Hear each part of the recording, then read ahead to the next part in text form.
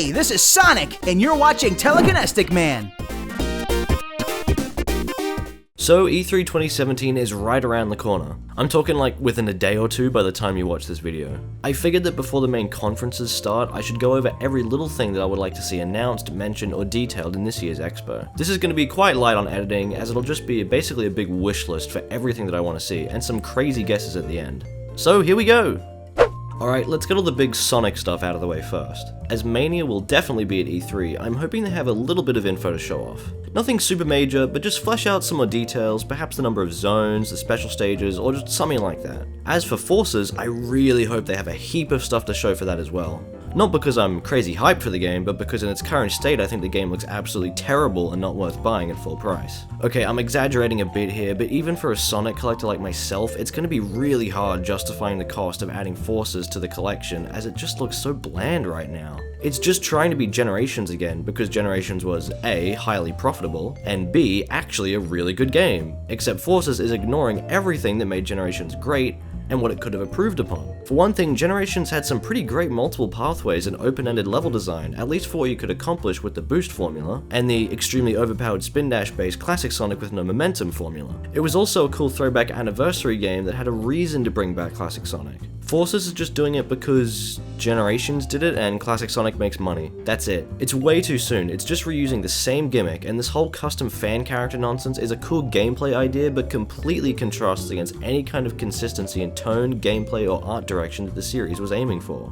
I'm extremely worried that the stupid custom character is going to heavily outshine Sonic himself, or himselves, by becoming the center of attention, self-insert fanfiction overpowered edgy stereotype. At the moment, I am not at all excited for Sonic Forces, as it has nothing to offer for me. Modern Sonic runs in a straight line, classic Sonic has even worse controls, momentum, and automation than last time, and this custom character has some of the most boring level design I've ever seen. So far, all we've seen are dash panels, springs, dash rings, and enemy chains, and that's it. Literally, the most exciting thing about this game for me is the return of the Hedgehog engine, which is what gave Unleashed, and to a lesser extent Generations, their fantastic lighting and environmental effects. I'm expecting some kind of story trailer at E3 for Forces, which most likely will have even more awful writing that has been present throughout Colors, Generations, and especially Lost World. Hopefully Sonic Team can prove me wrong, and maybe we'll see something about the upcoming Sonic movie as well. Maybe even some more info on that leaked Sonic Runners sequel too. I'm open to anything at this point as long as it looks good. I pre-ordered Mania the day it was available on Steam, and that's all I really need at this point. Mania's gonna be Game of the Year! I think it's super safe to say that we'll be hearing a bit about the Breath of the Wild expansions during Nintendo's presentation this year. I'm not too sure what to expect with this DLC, to be honest, but for the big story expansion later this year, I would like to see something that sort of fleshes out Breath of the Wild's finale and or post-game a little bit more. I adored my time in Breath of the Wild, spending well over 100 hours before actually completing it. But I found the ending to be quite a bit underwhelming. No spoilers here, but the narrative conclusion to Breath of the Wild is fairly simple, and yes, I did unlock the best ending as well. I don't know, it just didn't feel very satisfying or all that emotional to me, as I was expecting some kind of big, amazing finale that I'd be talking about for months on end after the game came out. Again, I don't really have a lot to say with this one, but I'm looking forward to seeing what they have to offer. I may as well get all the Nintendo stuff out of the way at once and just say that Super Mario Odyssey is one of my most anticipated releases this year. That first trailer they showed just blew me away, and I cannot wait to see an expansive, exploration-based 3D platformer with the same world adventure theme of something like Sonic Unleashed. AKA Sonic World Adventure in Japan X GTA 5 funny moments! Once more, not too much to say here really, but I just can't wait to be surprised even more. Also, please bring back Bowser's theme from 3D World. New Metroid game for the Switch. Right now, please. It can be 2D, another Prime game, or whatever, although I would personally much prefer another 2D entry. Samus needs to be back again on another system, preferably continuing on after the events of Metroid Fusion. Come on, Nintendo, just an announcement at least would show me that you care. I really enjoyed my time with Splatoon on Wii U, both in single player and multiplayer, and with some of the recent trailers for the sequel, along with the global test fire, I'm most likely buying this game day one. Hoping to see some more cool level design, new weapons, and character customizations. Like most of these, I really just want to be surprised. In 2014, Smash Bros. Finally hit the 3DS and Wii U, and collectively, I've probably logged around 300 to 400 hours across both versions and playing over at friends' houses. Perhaps even more than that, I don't even know anymore. Smash Bros. Is the series that gets me hyped more than any other Nintendo franchise. It helped a lot that they added Bayonetta, my ballot vote, to the roster later on as DLC. It will surprise no one to see a Switch port of Smash 4 announced at E3, with all of the DLC included. But what I really want to see is all of the 3DS and Wii U content combined back together, hybridizing the handheld and home console elements of both versions to the Switch, which is a hybrid device. And since I've invested so much time into the enormous massive content within Smash 4 and still haven't unlocked everything, I would be so extremely happy to see a save transfer option available to copy over all my stats, characters, challenges, and trophies unlocked, and any other things. I don't expect this feature, as it would require patching the Wii U and 3DS versions of the game, but it would be a much appreciated feature for me. Some new characters and stages would be really cool to see as well, perhaps some who didn't quite make it to the cut of the Wii U version as Bayonetta beat them out for the final vote. If I had to guess, Inklings and Ice Climbers are most likely going to appear as new characters. But I'd love to see Ridley. Shut up. I'm expecting a lot of news for new Switch features too. Let's be honest, as great as the Switch is now and how cool it is we can take it wherever we go, it is sort of like an early access beta edition of a console at the moment. New themes, menu music, virtual console games, and web services need to hurry up and get added to the thing. I want to be able to play Super Metroid wherever I go, goddammit. There'll probably be some more details about their paid online service too, which would be good to hear. I'm not normally one for paying online as I do pretty much most of my game time on PC, but if this means we get additional deals and extras as well, on top of having a decent connection to online games, and it's only $20 American a year, then I don't have too much to complain about. So, Jurassic Park is my absolute favorite movie ever made, and pretty much my favorite thing. 2015's Jurassic World was supposed to deliver an open-world survival game with what were not only the most amazing dinosaur models I've ever seen in a game, but the most accurate Jurassic Park models ever put in a game. Unfortunately, this game was cancelled and these images were leaked to the public. Recently, however, rumors surfaced that after the billion-dollar success of the film, the game was put back into development, and I've heard that the supposed developer is attending E3 this year. Seeing a single-player adventure game with these incredible film-accurate designs would make me the happiest fanboy in the world. Even if it just means that the game actually comes out and we can rip the models to use them in Blender, then that'll be great for me as well. I got into the Dishonored games late last year with Dishonored 1. Then I bought Dishonored 2 early this year for quite cheap, and I love both of them. Due to the currently poor performance on PC, I haven't played the game a second time yet, but I am very eager to hear about the DLC for the game. Not too much to say on this, but I'm guessing they're going to show something about it, and I'm hoping it's good. This one is a bit more of a risky guess, but I would absolutely lose it at the announcement of pretty much anything Bayonetta related. SEGA already blew me away earlier this year with the release of Bayonetta 1 on Steam, which I bought the instant I had the spare $20. But I kept thinking to myself, man, it's great to play the first one again, but the second game is still even better. Unfortunately, Bayonetta 2 is still locked behind the Nintendo wall and will most likely never make it to PC, or at least not for another few years. But a Switch port would be amazing. I could play Bayonetta on the bus as some young kid or old man sits next to me and sees some half-naked witch pummeling the shit out of angels and I wouldn't care. Up the resolution from the Wii U 720p to 1080p when you're playing in dock mode, smooth out some of those inconsistent frame rates that would pop up every now and then in big fights, and you've got the best version of Bayonetta 2 right there. I'd prefer this to maybe just be a smaller downloadable thing, not a huge big deal Bayonetta 2 Deluxe or anything, as I don't want the Switch's main library at launch time to just be full price enhanced ports. Now a Bayonetta 3 announcement, oh boy, now that would get me excited too. Not expecting it, but I'm hopeful.